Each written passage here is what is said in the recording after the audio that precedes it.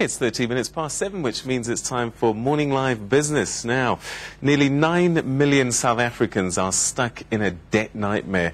Week after week, we read about blacklistings, repossessions, liquidations, and insolvencies. Things are so bad that on average, we're spending 3/4 of our salaries just paying back debt. Right now, this seems like an endless cycle, and one wonders if we'll ever get debt-free. One person who thinks that there is light at the end of the tunnel is author and businesswoman Phume Ndoro. Phume, thank you very much for joining us on the program. Welcome to you. Thank you, Peter, for inviting me. Gosh, you know, when I picked up this book, From Debt to Riches, Steps to Financial Success, I got very excited because I think a lot of people are mired in debt and they just can't imagine that they'll ever be in a situation where they're out of excessive debt. Is there hope? Can anything be done to get out of excessive debt? Yes, there is hope. You have to face it, you know, and deal with it head on. Oftentimes, you still find people who are heavily indebted, still having a number of credit cards, number of store cards. And for me, if you're still in that situation, you're not dealing with the matter. You know, I always say the first step is to get those pair of scissors and cut those credit cards, because credit comes at a cost. There is a cost to debt.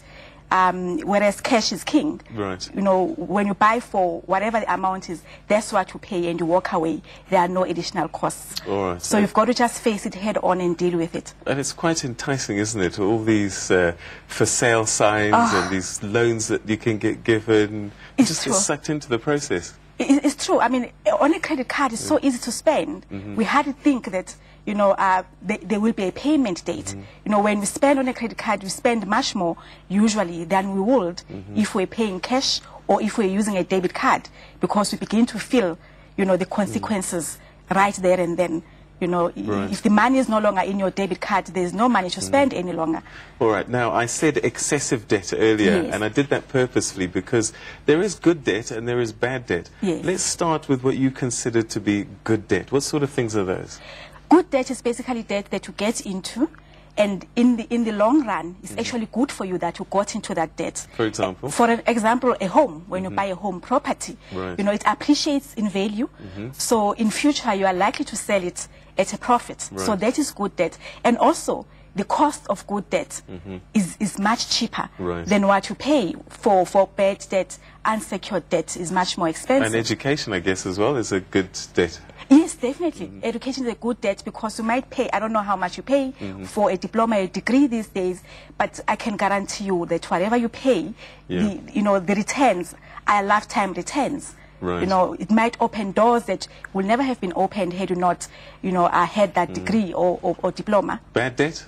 Oh, it's everything else that's not good debt. The cars that we love so much, the clothes, the cell phones. You know, if it's not good debt, it's bad debt. All right. So it's the stuff that we're buying in the shops all the time on credit. We've got people buying food on credit nowadays, haven't we? Scary. You know, I always say to people, if you buy food on credit, and what the banks do is they divide your payment by 20. You know, so it takes you 20 months to pay it off. Where will that food be in 20 months? All right. But it's not always the fault of the consumer, though, isn't it? No, it's not. You know, what we don't talk about often is some of the unfair practices of the lenders. I mean, I'm dealing with a case right now of a woman who took out a loan for 5,000.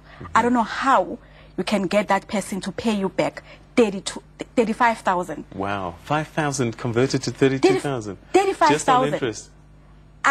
It's mind-boggling. I don't know. We have a National Credit Act in place. So how do you explain those things? And unfortunately, there is no legislation that deals with such, you know, on the part of the lenders. There are no consequences.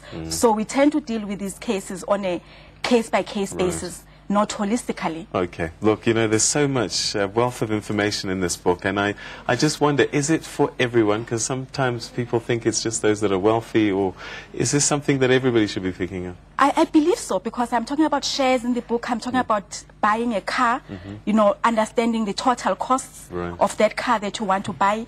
I'm talking about saving for university education. You know, the subject matter is very broad. And I look at it as troubleshooting. Because I looked at what are the main areas that, Right. that you know, that cause people to get into debt, and areas that we're not even thinking about, you know, Okay. savings and how to save such that you actually gain out of your savings. All right, we're going to have to leave it there, unfortunately, but Okay. at least we've brought it to their attention, a little book that you should have, I think, on your desk, and read it. Don't just have it there on your desk. It's called From Debt to Riches, Steps to Financial Success. Phume Ndoro is the author. Right, time now for us to take a look at our indicators, starting with your currencies. Let's take a look at what happened there. Well, the